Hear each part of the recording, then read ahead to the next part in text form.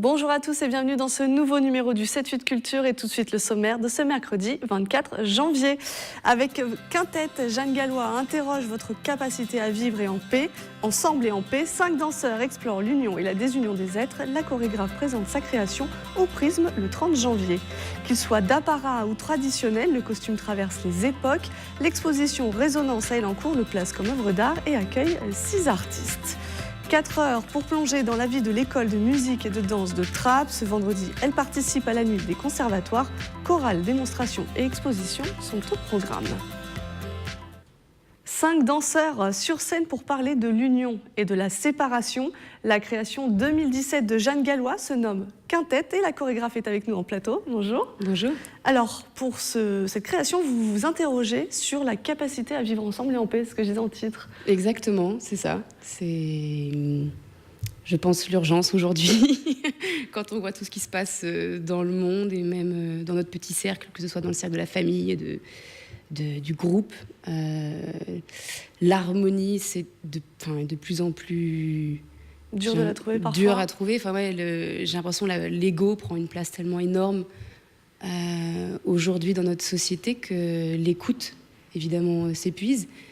Et pour moi, c'était une évidence de traiter cette thématique-là sur cette pièce à 5, du coup, Quintette. À 5, donc c'est un vivre ensemble dans un groupe assez restreint encore pour le moment. Oui, parce que déjà 5, c'est beaucoup finalement. On se rend compte que c'est 5 égos, c'est 5 personnalités, c'est 5 corps. C'est la première fois que vous créez pour 5. Hein. Jusqu'à présent, vous étiez à solo, duo, trio. Solo, duo, trio, exactement. Et puis en fait, là, c'est la 5e pièce que je crée. Et puis donc voilà, j'avais envie d'aller le chiffre... Enfin, il y avait plein de choses qui rejoignaient le chiffre 5. Donc je me suis dit, allez, Quintette, on part sur ça. Le vivre ensemble, ça vous marque dans plusieurs de vos créations. Et celui-là, Quintette, ça serait presque une continuité d'un duo créé en 2016. Exactement. Qui s'appelle Compact. Compact et qui travaille sur le contact extrême. Voilà, où là j'ai imaginé, en fait, j'ai littéralement imbriqué 2 corps l'un dans l'autre et écrit, du coup, pour 4 bras, 4 jambes, 2 têtes. Et j'ai juste imaginé une situation extrême de surcontact, de surcommunication, pour mettre en avant le fait que l'écoute est nécessaire pour qu'on avance ensemble, que l'harmonie puisse se créer par l'écoute, par comment je considère l'autre, quelle place je laisse au corps de l'autre. Donc c'est pour ça que j'avais imaginé un espace dans lequel il n'y a plus de place entre ces 2 corps. Donc c'est presque plus de l'ordre d'une performance aussi technique. Ah, c'était très impressionnant, vous étiez vraiment inséparables. C'est ça, tout le long de la pièce, on ne se sépare pas. Et d'ailleurs, c'est toute la dramaturgie, c'est toutes les étapes que traversent 2 corps pour trouver un moyen de se séparer. Et c'est ce qu'on retrouve dans Quintette, où il y a parfois de la distance cette fois. Alors, vous parlez d'union et de séparation. Voilà, exactement. Justement, je voulais traiter la même thématique, mais sous un autre angle. Donc, il y a très peu de contact, en fait, finalement, dans Quintette. Il y en a, évidemment, mais très peu. C'est pas l'axe central de la pièce. L'axe central, il est sur l'écriture qui est basée sur l'aspect cyclique du comportement humain, qui est de rentrer en harmonie et de se désharmoniser, de ré-rentrer en harmonie, de se redésharmoniser. Et donc, je me suis inspirée du phasing, qui est un procédé de composition musicale qui a été créé dans les années 60 par Steve Reich, et qui est très simple, en fait, mais très génial dans sa simplicité. Ce sont simplement différentes polyrythmies qui, très lentement dans le temps, se décalent. Donc, on ne se rend pas compte que les choses se décalent, mais tout se disloque. Et puis au bout d'un certain temps, tout rentre en phase, etc., etc. Donc on voyage un peu comme un poumon qui se contracte et qui se décontracte très lentement. Ce qui, j'imagine, implique une œuvre très millimétrée. Il y a pas... Alors oui, tout est très, très écrit, évidemment, parce que ça demande de la précision, si on veut que ce soit lisible de l'extérieur, enfin, du point de vue du spectateur. Et c'est ce qui me faisait vibrer aussi, c'est dans toutes mes pièces, j'aime beaucoup écrire avec une grande précision et des grands détails, beaucoup de détails. C'est, je pense, ce qui donne matière à apprécier une pièce chorégraphique quand c'est rempli de détails. Parfois trop, on me le reproche aussi, qu'il y a trop de choses ou trop de... Mais voilà, donc je me suis inspirée de cette notion-là, le phasing, pour l'appliquer à une écriture chorégraphique. Est-ce qu'on retrouve vos influences, que vous venez du hip-hop, vous venez même du break? plus Complètement, précisément. ouais. Est-ce qu'on le retrouve encore ou vous glissez plus vers le contemporain maintenant, après 5 créations? Alors, quand on regarde Quintet et quand on regarde même les pièces précédentes, on ne peut pas dire que ce sont des pièces hip-hop. Pas du tout. Et je me revendique pas du tout comme une chorégraphe hip-hop. Je dis que je viens de là, ça a été ma porte d'entrée dans la danse. Exactement. Ma technique vient du hip-hop parce que je n'ai pas non plus appris d'autres techniques. Mais on sent quand même l'énergie, la qualité de mouvement. Oui, ça, c'est vraiment ce que j'ai gardé du hip-hop. Une énergie très dynamique, très incisive, on va dire. Mais ça reste contemporain parce que c'est de la création. Donc dès lors qu'on est dans de la recherche, on est dans des choses qu'on trouve de nouveau, normalement, et qui ne sont pas ce qu'on a vu auparavant. Donc ça devient contemporain par définition. Mais voilà. Vous en avez parlé vite fait tout à l'heure, le phasing, parce que justement, la musique qui est signée par Alexandre Bouvier, Grégoire Simon, elle a une place importante. Ça rythme toute votre création. Complètement. La musique est aussi importante que ce qui se passe chorégraphiquement sur le plateau, parce qu'elle donne déjà du sens à tout ce qui se passe dans le plateau. Elle donne la tonalité, elle donne la rapidité, elle donne toute l'ambiance. Elle saisit aussi le spectateur. Complètement, voilà. Puis il y a tout un travail de sonorisation dans l'espace qui englobe la mouvance de ce qui se passe sur le plateau. Et en plus de ça, il y a tout un travail de projection vidéo qui sert en tant que lumière sur le plateau, pas en tant que film projeté sur le plateau, mais vraiment des manières différentes d'éclairer le plateau par des vidéoprojecteurs et pas seulement... pour attirer l'œil d'autres manières aussi, peut-être. Voilà, et puis pour suivre aussi tout ce qui se passe sur le plateau. Enfin... il faudrait vraiment voir le spectacle pour se rendre Mais compte. justement, ce spectacle-là, il a lieu le mardi 30 janvier. Merci Jeanne Gallois d'être venue en plateau. Alors, vous serez vous-même sur scène le 30 janvier avec vos 4 danseurs et le début de la représentation a lieu à 20h30. Et quelques jours avant vous, on est toujours aux prises, mais il y aura de la musique cette fois, un duo de jazz composé du trompettiste Paolo Fresu et du pianiste Omar Sosa. Ils vont interpréter les titres de leur 2e album, Eros, avec une complice, Natacha Atlas. Regardez.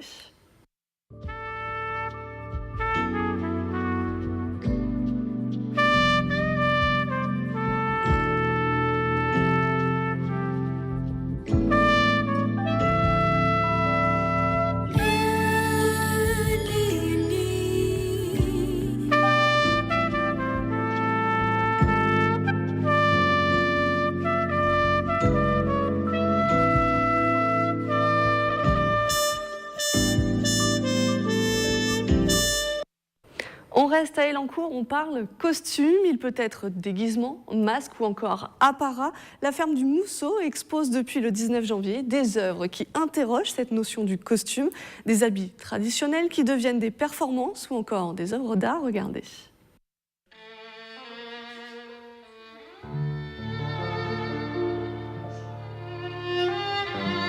Des ébauches, des croquis, le point de départ de la conception du costume. Qu'il soit d'apparat ou traditionnel, il est au cœur de l'exposition Résonance d'Elancourt. On est vraiment sur cette idée-là de quelque chose que l'on porte sur soi, mais que l'on porte devant un public. Dans l'idée de costume, il y a vraiment l'idée d'être en spectacle, même pour traverser la rue, éventuellement. Voilà, ça dépend si on envisage cette traversée de la rue comme une performance, mais pourquoi pas.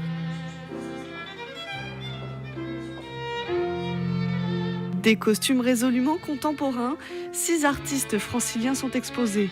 6 femmes, plasticiennes et costumières, mais aussi des travaux d'élèves, ceux de l'école d'art plastique de la commune.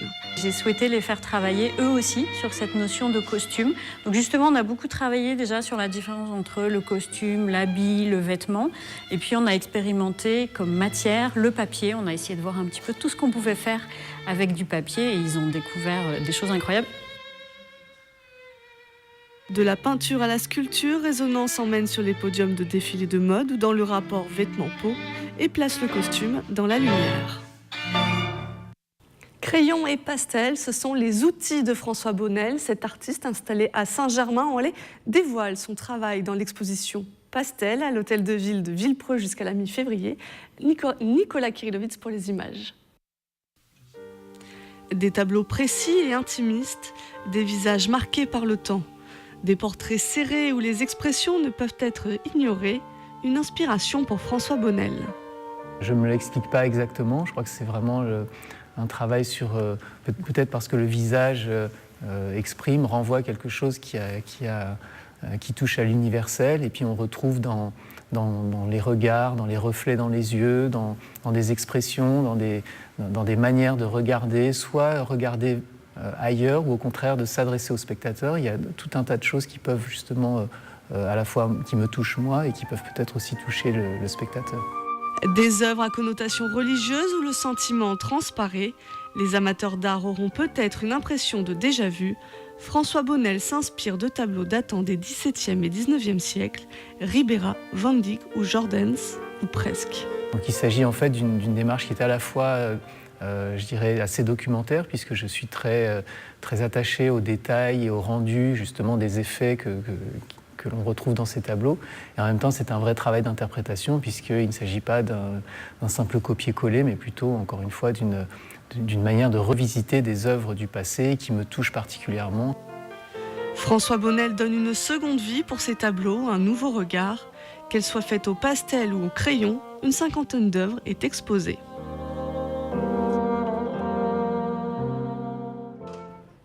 À Guyancourt, il se prépare un rendez-vous original. L'artiste Yann Allégret, la ferme de Bel-et-Bas et la commune collectent vos rêves. Il vous demande de confier vos rêves de la manière la plus brève possible, sans commentaire ou analyse. La collecte se fait par mail, celle que vous voyez à l'écran ou dans une boîte à rêves présente notamment dans les maisons de quartier. Johanna Lavabre, le directeur de l'établissement culturel, nous en dit un peu plus. Alors leurs rêves, non pas leurs espérances, mais vraiment les rêves qui ont traversé, agité leur nuit. On leur demande de nous envoyer leurs rêves par écrit ou de nous les envoyer à l'oral. Et ça fera l'objet non pas d'un spectacle ou d'une exposition, mais d'une performance un peu entre les deux à la salle d'exposition de Guyancourt, où les rêves seront restitués de manière sonore avec un accompagnement musical et lumineux.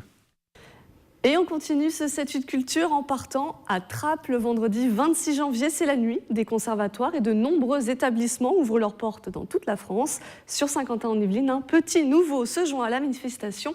L'école de musique et de danse de Trappes nous a rejoint au plateau sa directrice Florence Béguin. Bonjour. Bonjour. Alors la nuit commence à 17h. Elle commence à 17h et elle se terminera certainement vers 23h.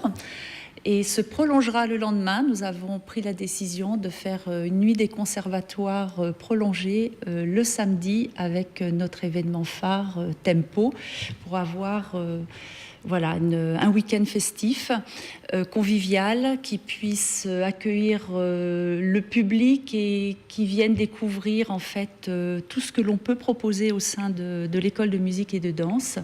Il y aura le vendredi en premier accueil vers 19h15 une chorale d'enfants qui fera un petit peu l'ouverture du vernissage de Samuel Aligan, puisque maintenant l'école de musique et de danse accueille des expositions. Alors justement, vous avez déjà donné quelques indices sur la programmation, mais d'une manière générale, d'avoir participé à cette nuit des conservatoires, ce sont quoi? Des portes ouvertes? Ça vous permet vraiment de faire circuler le public? J'avais vraiment l'envie de participer à cette soirée, parce que je trouve que l'idée d'être sur un événement national où il y a une dynamique et une synergie. On sait que ce soir-là, on est tous présents, qu'on met en évidence les talents de nos élèves, de nos enseignants.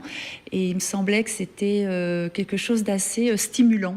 Donc on va voir, c'est la première. Et donc nous verrons effectivement comment ça prend. Sur Trappes, nous avons... si le public se déplace, nous avons pris la décision de petites pièces qui vont s'ajuster comme un puzzle. Ça va permettre justement aux enfants peut-être d'être en contact avec des adultes, avec des adolescents, de passer des arts plastiques. Nous avons aussi une intervention théâtre sur une lecture d'Athalie de Racine qui sera complétée par la chorale de l'école. Et donc toutes ces petites choses vont venir s'ajuster avec des portes ouvertes où le public pourra se balader dans l'école qui est un lieu absolument magnifique. Justement, ça montre aussi que le conservatoire, c'est pour tout le monde. Ah, c'est ouvert à tout le monde. Et c'est un petit peu ce qu'on essaye de défendre avec d'autres collègues directeurs, où qu'ils se trouvent, où qu'elles se trouvent, puisqu'il y a quand même quelques femmes, sur tout le territoire français, c'est de vraiment faire comprendre qu'un conservatoire, une école de musique, une association dédiée à l'enseignement artistique, ce sont des lieux qui sont ouverts à tous. Il faut juste oser franchir le pas de la porte et puis poser des questions, venir découvrir et puis surtout se faire plaisir. Je pense que c'est le plus important. Dans votre conservatoire, dans votre école de musique et de danse, c'est quand même 500 élèves répartis dans 3 pôles. Voilà, en musique et danse, nous avons 500 élèves répartis en danse, en musique classique et musiques actuelles.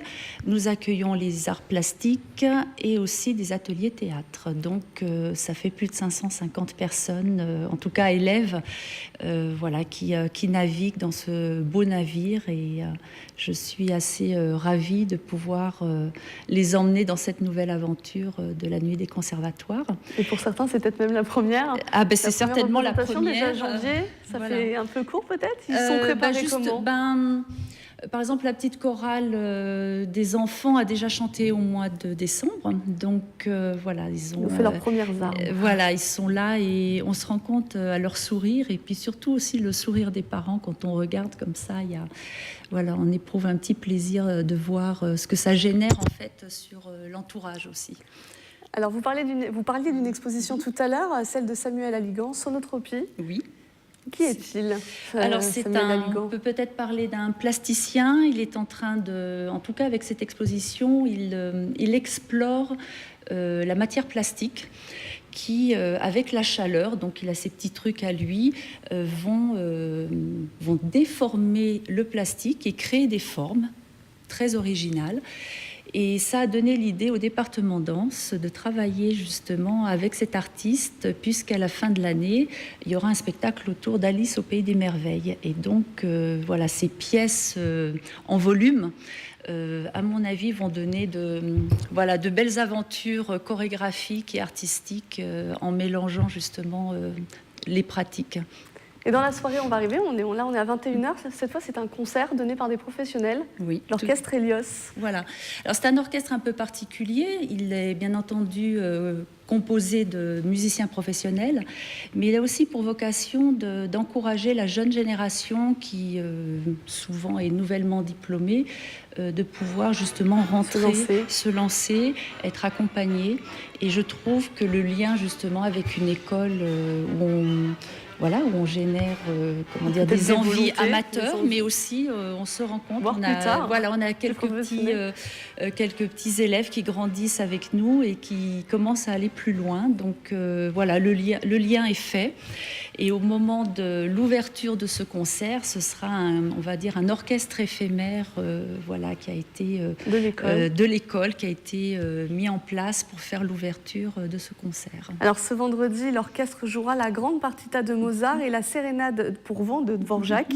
Et pour découvrir un petit peu plus de cet orchestre, on regarde un extrait. Alors là, il joue le final de la symphonie de Tchaïkovski.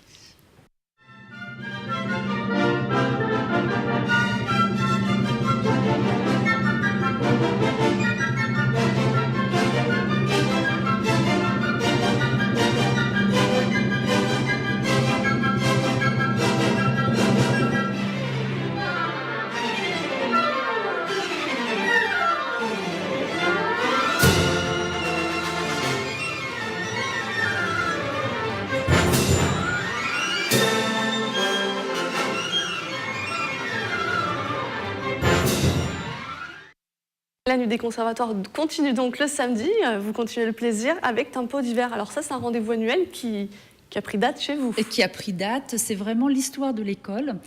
Et les personnes qui auront eu l'occasion de venir la veille auront eu la possibilité de découvrir les différents lieux de l'école. Et à tempo divers, la particularité, c'est que le public va faire un trajet, va faire une déambulation et découvrir dans l'auditorium qui peut accueillir 200 personnes 20 minutes de danse, va se promener jusque dans la salle d'orchestre pour toute une partie musique classique et terminer son trajet dans le hall de l'école pour les musiques actuelles. Donc aura une vision globale de tout ce qui peut être proposé dans l'école. Et ce rendez-vous-là, lui, est gratuit, mais sur réservation au numéro qui va s'afficher. Merci Florence Béguin. Alors pour tout retrouver de la programmation de la soirée, direction le site de la commune. On change complètement de sujet. Il travaille les guitares depuis 1995. Grégoire et Gaël les fabriquent, les réparent et les restaurent. Leur atelier et boutique se trouvent à Buc. Nicolas Dandry pour les images. Les accidents qu'on a régulièrement à l'atelier, c'est des petits bobos, à peu près 4 à 5 par mois, c'est des têtes fracturées. Voilà. Colle, ponçage et vernis. Depuis 20 ans, Grégoire D'Amico soigne vos guitares. Passionné de musique, il devient luthier en 1995 dans un sous-sol de pavillon. Il crée lui-même les instruments. Alors là, je vous montre en fin de compte un manche de guitare brute, voilà, dont à la base on voit que c'est une planche, voilà, qu'on réalise avec la dégo, les raboteuses. On vient faire des collages, ce qui va permettre de mettre des bois différents dans le manche, d'insérer des bois différents. Ça permet au bois de moins bouger avec les problèmes d'hydrométrie. Des guitares sur mesure parfois très haut de gamme pour des grands de la musique française et internationale. Charles-Élie Couture, Francis Cabrel, Laurent Voulzy ou encore Mick Jagger. Alors voilà ce dont je t'avais parlé. La Cordoba, là, mais donc celle-ci, tu vois, sa particularité, c'est d'être complètement en palissandre. Donc là, tu vas avoir un son un petit peu plus médium, voilà, entre les deux, du claquant mais pas mal de médium. Le sous-sol devient très vite trop petit, tout comme l'atelier dans le hameau de Villarroy, Guyancourt. Il déménage à Buc et ouvre une boutique. Et c'est surtout de faire un lieu où les gens se sentent bien, voilà, et se sentent à l'aise pour essayer leur instrument. Avec une âme, avec on va dire, un peu de charme, qui ne soit pas un lieu édulcoré, un peu insipide. Parce que souvent, les magasins, on va dire, il n'y a pas vraiment d'imaginaire. Voilà. Et nous, on a mis un peu nos tripes. Ok, je te laisse essayer. Merci, voilà. C'est parfait. Tu peux aller t'installer là-bas. Ouais. Une adresse qui fonctionne grâce au bouche à oreille. Les clients sont des fidèles. Ici, je trouve que c'est vraiment un endroit extraordinaire. Déjà, il a beaucoup de choix de guitares. Et puis, il a un savoir-faire pour ce qui est de le réglage. Là, en l'occurrence, c'était pour une casse. Malheureusement, c'est une guitare auquel je tiens énormément, que j'ai depuis que je suis gamin, depuis que j'ai 17 ans. J'en ai 37 bientôt. Et je voulais vraiment je voulais vraiment qu'il me la refasse. Plus de 20 ans de savoir-faire et 700 produits en boutique, avec toujours à la fin le petit mot de circonstance. Joue bien. Salut, bonne musique.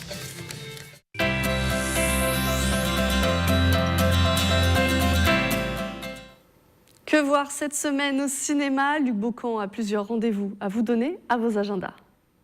Alors cette semaine au Ciné 7, une pléiade de coups de cœur, c'est-à-dire 10 coups de cœur, mais je vais aller très vite. D'abord le festival Télérama du 24 au 30 janvier. Donc on vous propose cette semaine 9 très grands films. Je les cite juste rapidement, mais vous pouvez tous venir les voir les yeux fermés. Ce sont vraiment de grands films.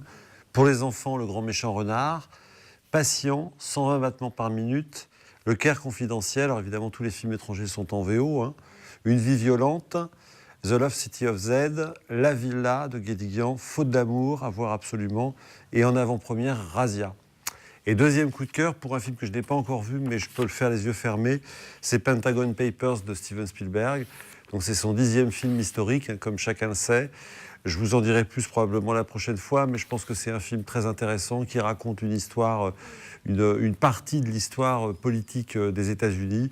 Ça court sur 4 présidents américains et ça raconte l'histoire de la rivalité entre le Washington Post et puis un autre grand journal américain. Sur fond de guerre du Vietnam, donc énième collaboration entre Steven Spielberg et Tom Hanks, Meryl Streep aussi nommée pour les Oscars. Donc venez voir le film en VO et en VF cette semaine au Ciné 7.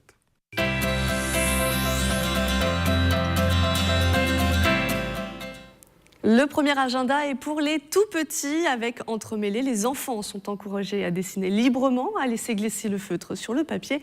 Et ces dessins seront la base du spectacle de Sandrine Monnier et Rémi Lambert. Regardez.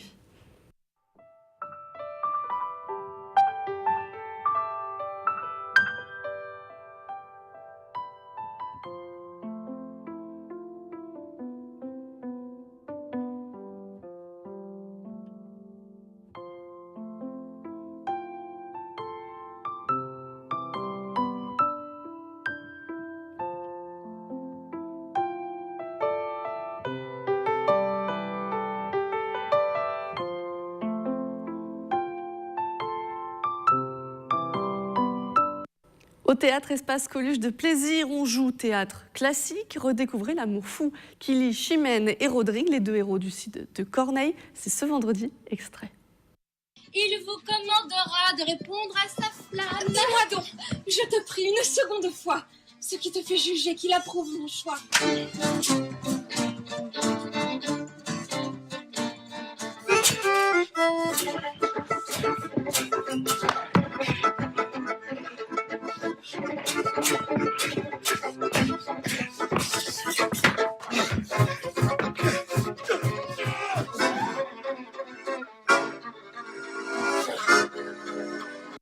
C'est la fin de ce 7-8 Culture. Je vous remercie de nous avoir suivis. On se retrouve mercredi prochain.